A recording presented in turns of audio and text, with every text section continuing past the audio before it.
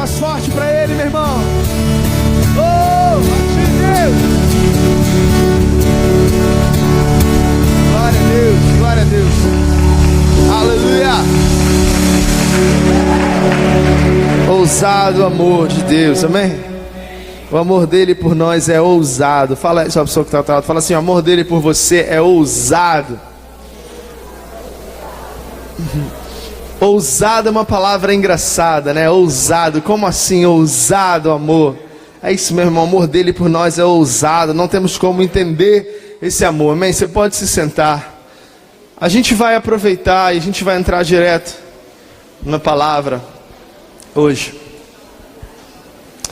Eu queria, sabe, meu pedido ao Senhor nessa noite é que, assim como preparando essa palavra, assim como eu fui abençoado, sabe, eu gostaria muito que eu pudesse, sabe, passar isso para você da melhor forma possível. Sabe, vocês estão aí? Amém? Vocês vão ficar comigo, junto comigo? Amém? Que bom. Que bom, que bom. Vamos orar mais uma vez. Se você pode, feche os teus olhos. Senhor, nos ajuda nessa noite, Pai, a compreender aquilo que o Senhor quer falar conosco, Pai. Que nós possamos sair dessa noite, Pai, com essa palavra gravada no nosso coração. E que o Senhor possa transformar vidas aqui nesse lugar, Pai. Destinos sejam transformados. Rotas, Senhor, sejam corrigidas nessa noite, Pai. E que a gente possa, de fato, receber tudo aquilo que o Senhor tem para nós. Senhor, leva cativo, Senhor, todo pensamento contrário. Ô Senhor, toda distração, Pai, que nada e que ninguém venha impedir o Teu agir, o Teu mover nessa noite. Em nome de Jesus, você pode, diga amém mais uma vez. Aleluia, glória a Deus. Deus é bom, amém? Liga essa luz aqui para mim, por gentileza. Isso, que senão vai ficar escuro. Amados, que bom que vocês estão aqui, né? Que bom que vocês vieram. Quantos aqui têm motivos para agradecer a Deus por algo, amém? Que bom, eu também tenho, principalmente por esse tempo mais friozinho. Eu gosto, não sei se vocês gostam também, eu prefiro, né? Eu prefiro esse friozinho gostosinho, dá pra gente botar um casaco, isso é bom demais. Tomara que continue assim um pouquinho, mas no final de semana pode abrir um solzinho para vocês irem à praia e coisa e tal. Eu não sou muito, obrigado, eu não sou muito de praia, confesso, mas a boa parte das pessoas gostam. Amado, Deus me deu uma palavra a você nessa noite, e eu gostaria que vocês abrissem a sua Bíblia no livro de João. Abre, por favor, João 6. A gente vai falar hoje sobre algo muito, muito, muito interessante. A gente vive um momento único, né? Na história da humanidade, se a gente pode colocar assim. Eu estava ouvindo uma pregação hoje e eu achei isso muito engraçado, muito interessante. E era uma pregação do Luciano Subirá, né? E ele estava falando que talvez daqui a um tempo, da forma que as redes sociais elas estão tomando conta aí, a gente de repente vai se apresentar com o nosso apelido, né? Tipo, olá, eu sou @Thiago e tal. Por quê? Porque às vezes as coisas estão de uma forma que nunca estiveram. E com o acesso que a gente tem à informação, com o acesso que a gente tem a todas essas coisas que a gente tem recebido, Deus tem me levado a pensar como que a gente tem agido de acordo com aquilo que Deus tem nos dado. Será que a gente tem aproveitado tudo aquilo que a gente tem usado? Sabe, a gente teve um discipulado coletivo. Eu tive um discipulado coletivo com os jovens. Agora, domingo passado. E a gente falou um pouco sobre essa questão interessante da informação. Porque a gente tem acesso à informação. Você tem o seu smartphone, você tem o seu computador, você pode simplesmente entrar aí, ler uma palavra da Bíblia. Você pode ler muito isso aqui, já sabem muito da Bíblia. Sabe, de repente você já conhece bastante coisa na Bíblia, de repente você já está na igreja há tanto tempo. E você fala, caramba, eu conheço essa história. Aí, quando o apóstolo prega sobre outra coisa, você fala, opa, eu conheço essa história. Quando eu prego, eu conheço. Quando o pastor Rudinei prega, eu conheço, você conhece. E a gente tem acesso à informação, mas a gente tem aprendido, eu tenho aprendido que para toda informação, para cada informação que a gente adquire, existe uma aplicação de algo prático na nossa vida. Então não adianta a gente amontoar conhecimento, informações, se a gente não as pratica. Fala assim, eu preciso, fala mais alto, eu preciso colocar em prática. E hoje, eu queria que você recebesse isso de coração aberto, que eu vou falar com você, para que você possa colocar isso em prática na sua vida, no seu dia a dia. As crianças, desculpa, as crianças, tá? Estão liberadas. Noah me cobrou, vai lá, Noah. Tá liberado, filhão. E a gente precisa colocar isso em prática. Então eu fiquei pensando, eu falei, caramba, Senhor, eu queria que Deus me desse uma palavra para compartilhar com vocês, que você pudesse de fato colocar isso de forma fácil em prática. E aí João 6 fala sobre a multiplicação. A primeira multiplicação dos pães. Diz o seguinte, a gente vai ler, vamos lendo. Algum tempo depois, Jesus partiu para outra margem do mar da Galileia, ou seja, o mar de Tiberíades. E grande multidão continuava a segui-lo, porque vira os sinais miraculosos que ele tinha realizado nos doentes. Então Jesus subiu ao monte e sentou-se com os seus discípulos. Estava próxima à festa judaica da Páscoa. Levantando os olhos e vendo uma grande multidão que se aproximava, Jesus disse a Filipe: onde compraremos pão para esse povo comer? Fez essa pergunta apenas para pô-lo à prova. Engraçado isso, né? Porque às vezes o Senhor, ele fala às vezes as coisas com a gente, as coisas vêm no nosso coração, na nossa mente, para nos provar. É engraçado isso, para nos provar. Vamos lá. Pois já tinha em mente o que ia fazer. Filipe lhe respondeu: 200 denários não comprariam pão suficiente para que cada um recebesse um pedaço. Outro discípulo, André, irmão de Simão, Pedro, tomou a palavra: aqui está um rapaz com 5 pães de cevada e 2 peixinhos, mas o que é isto para tanta gente? E aí legal, porque o Senhor lhe fez uma pergunta, né? Onde a gente vai comprar? E aí André, mesmo que de uma certa incredulidade, ele voltou a pergunta para Jesus e falou assim: não, tudo bem, a gente tem aqui, mas o que é isso para tanta gente? A gente tem esse pouquinho aqui, mas o que é isso para tanta gente? Vamos lá. Disse Jesus: mandem o povo assentar-se. Havia muita grama naquele lugar e todos se assentaram. Eram cerca de 5.000 homens. Então Jesus tomou os pães, deu graças e os repartiu entre os que estavam assentados, tanto quanto queriam, e fez o mesmo com os peixes. Depois que todos receberam o suficiente para comer, disse a seus discípulos: ajuntem os pedaços que sobraram, que nada seja desperdiçado. Então eles os ajuntaram e encheram 12 cestos com os pedaços de 5 pães de cevada deixados por aqueles que tinham comido. Depois de ver o sinal miraculoso que Jesus tinha realizado, o povo começou a dizer: sem dúvida este é o profeta que deveria vir ao mundo. Amém? Irmãos, você conhece, com certeza você já ouviu falar alguma vez nisso, né, na multiplicação.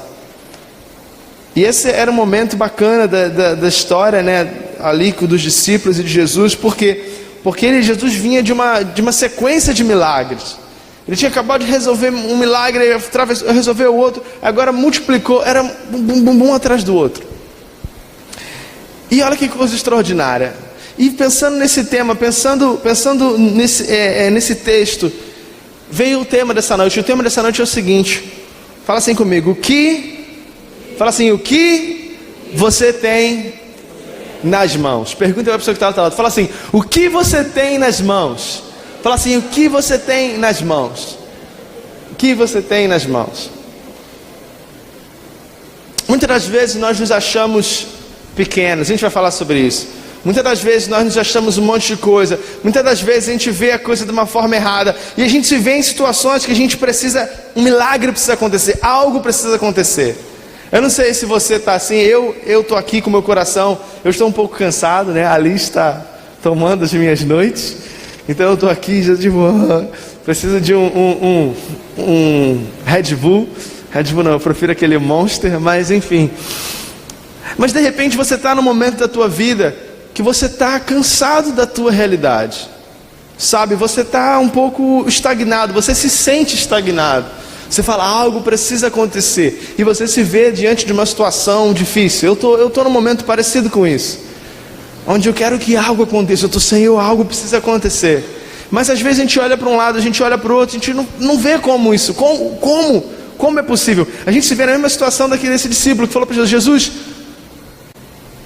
o que é isso para tanta gente? A gente se vê às vezes nessa situação. Mas Deus, Ele vai falar ao nosso coração nessa noite, amém? Glória a Deus. E o primeiro ponto, meu irmão, dessa palavra é o seguinte: não tente entender o futuro com a mente do presente. Não tente entender o futuro com a mente do presente. Algo extraordinário estava para acontecer naquele lugar.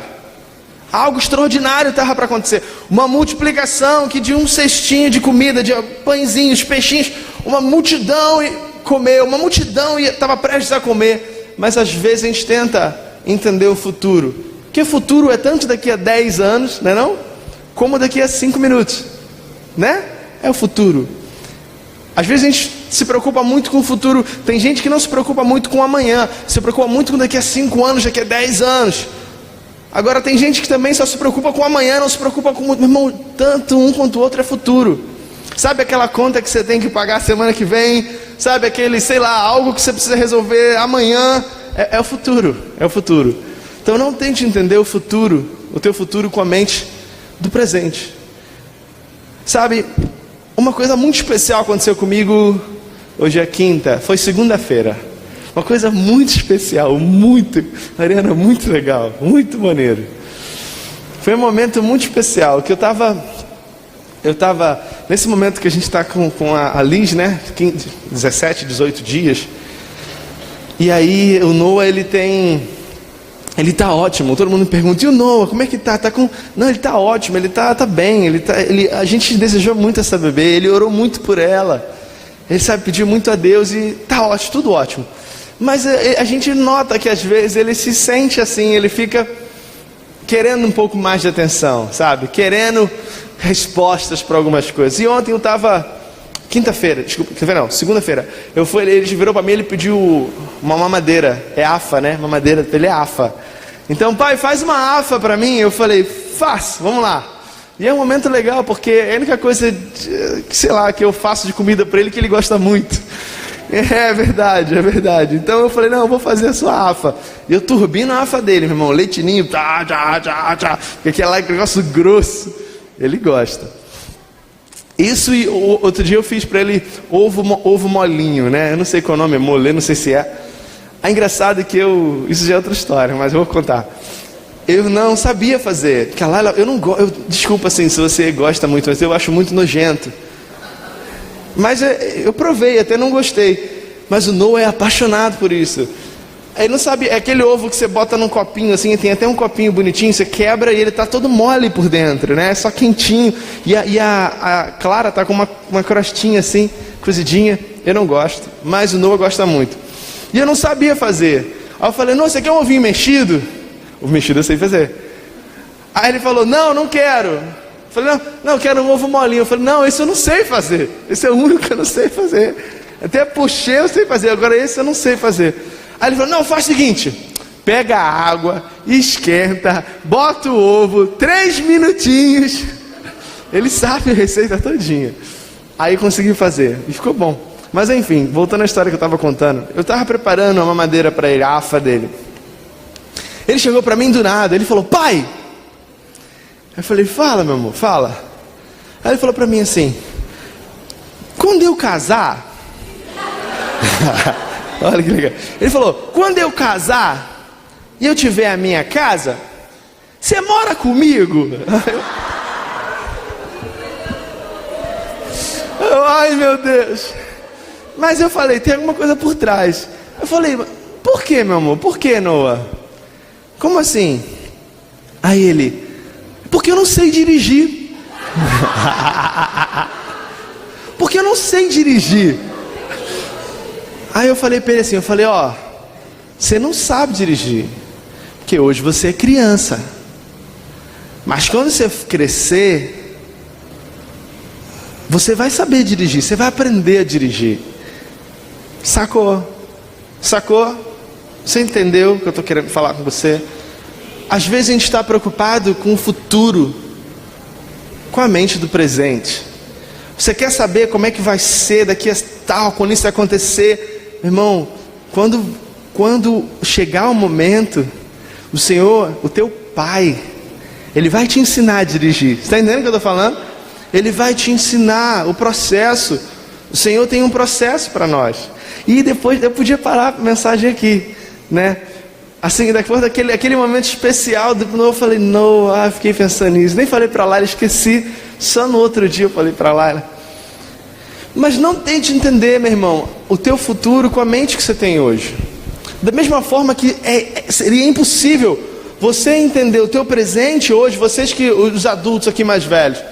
Imagina como é que se você conseguiria sacar, se você conseguiria resolver os problemas que você resolve hoje na sua vida, com a mente que você tinha 15 anos, você ia conseguir lidar com isso? Você não ia conseguir lidar com isso. Então confia que Deus ele é o teu Pai.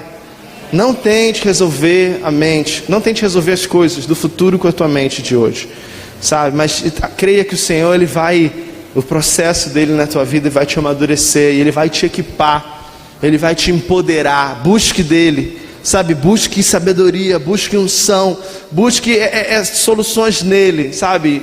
Tira um pouco a tua capacidade, a tua sabedoria do jogo. Amém? Esse é o ponto 1. A gente tem aprendido algo interessante, que é sobre a escrita, né? Que o hebraico aquilo, eu já comentei isso aqui, o apóstolo também, se escreve da direita para a esquerda, né? A gente está acostumado com as coisas da esquerda para a direita. E às vezes a gente vê a nossa vida, a gente vive a nossa vida nessa situação, nesse nosso pensamento, que as coisas começam aqui e as coisas terminam aqui. A gente estava num discipulado com o pastor Joel, e com o apóstolo Joel, quando ele falou isso, foi uma sacada muito grande.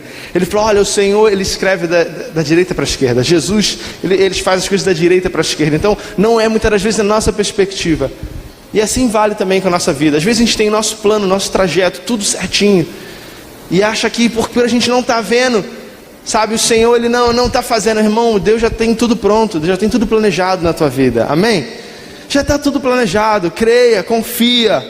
Sabe, se você chegou aqui desacreditado, com chateado, com um sentimento de derrota, de tristeza, de que algo muito ruim está acontecendo, irmão, creia que Deus ele tem o controle das coisas, sabe? Deus, Ele te tem nas mãos dele. Amém? Glória a Deus, glória a Deus. Esse foi o ponto 1. O ponto 2, irmão, é o seguinte: pergunta para o teu irmão, fala assim, o que você tem nas tuas mãos? Fala para ele, o que você tem nas tuas mãos?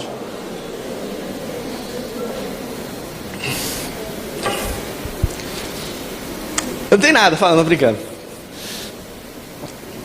Sabe, a gente vê essa história, a gente fala dessa história, e toda vez que eu paro para estudar, eu penso nisso, sabe? O que esse garoto tinha nas mãos? Quando esse garoto saiu de casa, esse menino, esse jovem, e a mãe, de repente, eu acho que foi a mãe dele, de repente, que preparou esse lanchinho para ele. Eu acho que ele jamais esperava, ele jamais imaginava que aquilo que ele tinha nas mãos, o pouco ali, os pãezinhos, os peixinhos que eles tinham na mão, iriam, sabe, ser um solucionador de problemas. Iria solucionar o problema de, sei lá, quase 10 mil pessoas, porque eram 5 mil homens. Se cada homem ali tivesse, enfim, uma mulher, eram 10 mil. Se for metade, não, era muita gente. Não adianta fazer essa matemática, mas era muita gente. Mas às vezes a gente olha para nossas mãos e a gente não faz igual aquele garoto fez, sabe? De pegar aquilo e oferecer, falar, sabe, ó, garoto, tô vendo que vocês estão com um problema aí, ó. Não sei se foi assim, mas eu acho que foi mais ou menos assim. Ei, tô vendo que vocês estão com um problema aí de comida, ó, eu tenho isso aqui, ó, toma aí. Ó, o que eu tenho, ó, se vira com isso aí, sabe? Às vezes a gente não faz isso. Às vezes a gente olha para nossas mãos e a gente acha que a gente tem tão pouco. Às vezes a gente acha que a gente tem tão pouca coisa.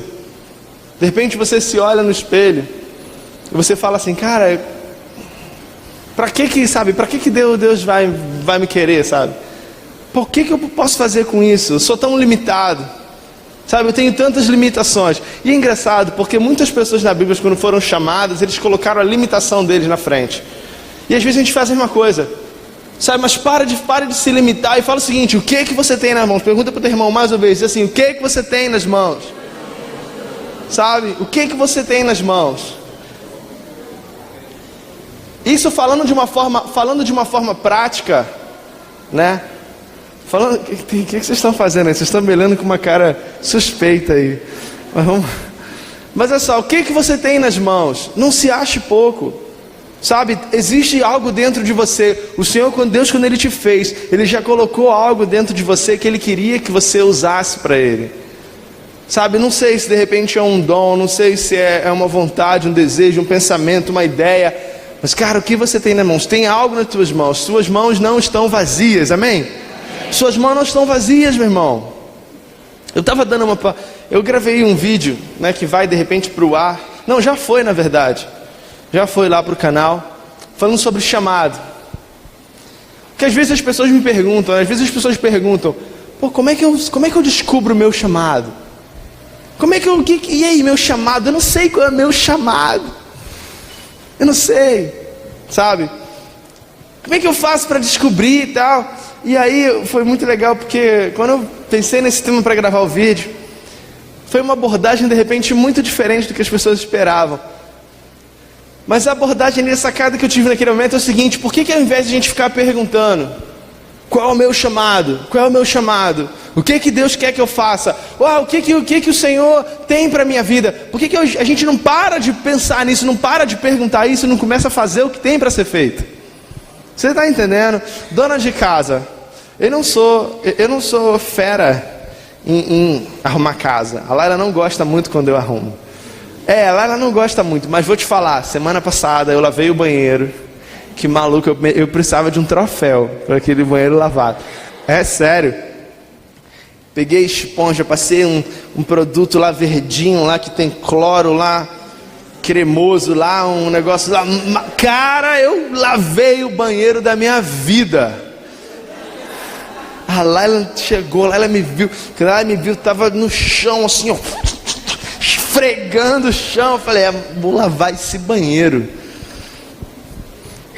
Mas enfim, eu não tenho muitos dotes assim, eu me canso, sabe? Mas teve segunda-feira lá em casa. Antigamente era assim, hoje já não é mais assim, graças a Deus. Mas segunda-feira lá em casa era tipo assim: Deus que me defenda, sacou? Porque você entrava e na hora de limpar você não sabe por onde começar. Vocês já passaram por isso? Vocês já passaram? Vamos lá, lavar a louça. Já teve momento na sua casa que a louça estava tão grande que você, tipo assim, não tem como tirar da pia para botar da pia para botar... pia não, como é que é o nome? Da bacia ali, da cuba da pia, para botar na pia, porque não dá. Você tem que botar coisa no chão, assim, calma aí que eu vou te lavar. Cara, tu não sabe por onde começar, você não sabe por onde começar. Já passou por isso?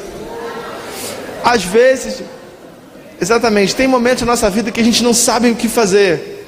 E a gente tem tanta coisa para ser feita. Tem tanta coisa que você pode fazer. Mas você está tentando, você ainda está escolhendo o que você vai lavar primeiro. Cara, prato para lá, copo para lá, talher para lá. Tira toda a comida lá da pia. Que é nojento isso, né? Quando as pessoas não raspam, né? Eu não raspava, depois disso agora eu raspo. Raspa a comida, aí... Irmão, vamos embora, mãos à obra. Você está entendendo o que eu estou falando? Por que em vez de ficar perguntando qual é o meu chamado, eu não sei qual é o meu chamado, eu não sei o que eu vou fazer. Irmão, faz o que está na tua mão para fazer. Faz o que está na tua mão para fazer, começa fazendo. Tem algo na tua mão, meu irmão, tuas mãos não estão vazias, amém? Fala para o teu irmão, profetiza na vida dele, fala assim: a tua mão não está vazia não, meu irmão. Vamos embora. Amém? E último ponto aqui, o Ministério de Louvor me ajuda. Último ponto. E eu queria que você prestasse bastante atenção. Pensando nessa palavra, meditando nisso, eu comecei a pensar o seguinte: aonde que esse milagre, aonde que a multiplicação aconteceu? Aonde que a multiplicação aconteceu? Por quê? Porque ali Jesus teve um momento que ele agradeceu, né? Ele agradeceu e consagrou. É verdade. Sabe, teve um momento lá que Jesus perguntou: e aí, o que a gente vai fazer? Onde é que a gente vai comprar coisa para comer para essa galera? E aí o discípulo falou: não sei, que aí? Tanto 200 denários não seria suficiente. Irmão, eu creio no meu coração, esse milagre jamais aconteceria dessa forma se aquele garoto ele não tivesse entregue, se ele não tivesse colocado à disposição. Às vezes a gente acha que Deus está querendo a nossa habilidade. Você está perguntando: mas eu não sou capaz, mas eu não tenho essa habilidade. E não, mas olha só, Deus não está muito preocupado com a tua habilidade. Deus, Ele quer pessoas disponíveis a Ele. Você está entendendo? Ele precisa da tua disponibilidade. Ele te criou, Ele te fez, Ele sabe como você é. O milagre, ele começou. O milagre começa no dar. O milagre começou no dar. Quando aquele garoto, ele entregou aquilo que ele tinha. E a gente está falando, a Bíblia fala que é um jovem, um garoto, um jovem, não sei se era um jovem igual a mim, um jovem de 31, ou se era um jovem igual o Fagner, um jovem de 15, 14, 15, bonitão? É bonitão, ele tá bonitinho, ele tá bonitinho, ele tá com cabelinho grandinho, tá bonitinho mesmo, aí, tá crescendo. Chegou na igreja, gente, você chegou na igreja pequenininho, olha o tamanho disso já. Tá bonito, tocando bateria, tocando bem, o sinal. Ele e o Rian são meus parceiros aqui. Olha o cabelo do Rian, que bonito também. Ah, garoto. Gente, o milagre começa no dar. Deixa eu falar algo pra você. Eu tô brincando falando deles, mas eu me orgulho muito desses garotos. Vocês não têm noção como esses jovens me ajudam, principalmente esses dois aqui. Cara, eles me ajudam muito aí. Muito, muito, muito. E engraçado, eu tava falando com outros jovens. Em 1 ano e meio, eles vieram pra igreja, foi no UNSPO de 2016. Então eles... dos 16 não, 16, é. Teve 17, é isso mesmo. Então eles estão há um ano e meio na igreja. E são equipe presente lá na mídias não, na produção técnica. E esse 1 ano e meio aprendeu a tocar bateria, tá tocando bem. O outro tá tocando bem também, teclado. Meu irmão, a gente precisa fazer algo. Não se sinta de forma nenhuma, nem é esse o foco aqui da palavra, nem é esse, mas vou falar. Não se sinta de forma nenhuma constrangido, nem julgado, ou sei lá. Isso não é uma indireta, mas eu tô aqui para ensinar você, amém? Tem gente que às vezes passa a vida toda e perde a oportunidade de fazer algo para Deus, sabe? Porque acha que não tem nada nas mãos. Mas o que eu posso fazer? Esse garoto, ele virou e falou: olha, eu imagino que fosse assim, olha só, eu tenho isso aqui, ó, toma isso aqui. E quando esse garoto entrega, eu imagino que deve ter sido uma situação difícil. Por quê? Porque muitas das vezes a gente está acostumado a achar que quando a gente entrega algo, a gente fica sem. Sim ou não? A gente acha que quando a gente entrega, a gente fica sem. Você pegou algo que você tinha, você viu alguém necessitado, alguém... Não sei se você já passou por isso, eu já passei por isso. De ver que você está com uma roupa, você está com um casaco, você está com alguma coisa, você vê alguém na roupa, aí você dá para essa pessoa, você ficou? Você ficou sem. Só que o que a gente não sabe é que a gente nunca pode dar para Deus mais do que Ele nos dá de volta. É impossível você superar a bondade de Deus. E eu não estou falando porque Ele já entregou, Ele já deu. Mas mesmo no futuro, você nunca vai poder dar para Deus mais do que Ele vai te dar. Você está entendendo o que eu estou falando? É impossível, não tem como. O milagre começa no dar. De repente hoje, nessa noite, você veio aqui, sabe, buscando um milagre, buscando algo, buscando uma resposta, ou somente para adorar a Deus, o que é sensacional, o que para mim é top demais, que é vir para adorar a Deus. Tá tudo bem na tua vida, mas você fala: eu vou porque eu quero adorar, prestar culto a Deus, sabe? Mas seja qual for a circunstância que você está aqui nessa noite, sabe de uma coisa: hoje você tem a oportunidade de dar para Deus. O que você quiser dar. Mas uma sugestão: se dá para Deus. Dá o teu tempo para Deus. Dá o controle da tua vida para Deus. Sabe, o apóstolo fez uma pergunta aqui muito interessante, me fez a pensar, aquilo me fez pensar. Porque entenda uma coisa, meu amado, aprende uma coisa: quando você se avalia, você não vai prezar que os outros te avaliem. Você está entendendo o que eu estou falando? Quando Deus fala contigo, o Senhor fala contigo, e você fala assim: opa, Senhor, me ajuda. Roda sei lá, se você se examina, você não vai precisar, que Deus não vai precisar mandar uma pessoa para te dar, porque eis que te digo, porque você assim. Não, por quê? Porque você já se examinou. Então quando o apóstolo falou aqui, o apóstolo disse o seguinte: será que se a gente soubesse, olha só, tá liberado, no fim de tudo lá, quando o Senhor voltar, vai todo mundo subir, vai todo mundo para a glória, e aí tá tudo certo, sabe, esse negócio de inferno aí, final das contas, lá no final de tudo o Senhor vai lá e vai falar: tá todo mundo liberto, vamos todo mundo pro céu. Seria maneiro. Mas assim, ele falou assim: será que você estaria aqui? Será que você viveria? E eu fiquei: Senhor, será que eu viveria? Será que eu estaria aqui? Sabe? Por quê? Porque muitas das vezes a gente aceita Jesus no nosso coração. A gente está acostumado com isso, né? Esse vocabulário. Você aceita Jesus no teu coração, você recebe Ele para morar. Mas, irmão, o difícil, o desafio não é você receber Deus no teu coração. O desafio é você dar o teu coração para Ele, é você dar a tua vida para Ele, é você se dar para Ele. Quando a Bíblia fala sobre negar a si mesmo, é disso que Deus está falando. Não é que você recebe Deus no teu coração, porque você pode receber Deus no teu coração, e você pode ter Ele aí guardado por 1 ano, 2 anos, 10 anos, a vida toda, e Ele está no teu coração. Mas Ele não pode fazer muita coisa no teu coração. Por quê? Porque Ele está guardado no teu coração.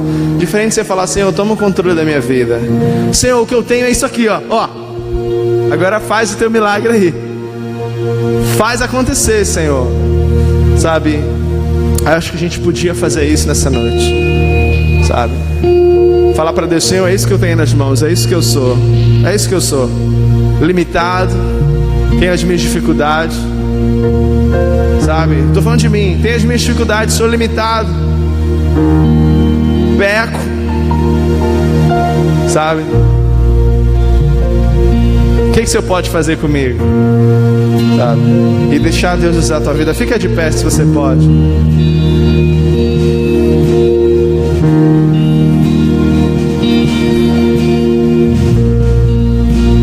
Fica de pé, fecha os teus olhos e começa a falar com o Senhor. Começa a se examinar, como foi dito aqui.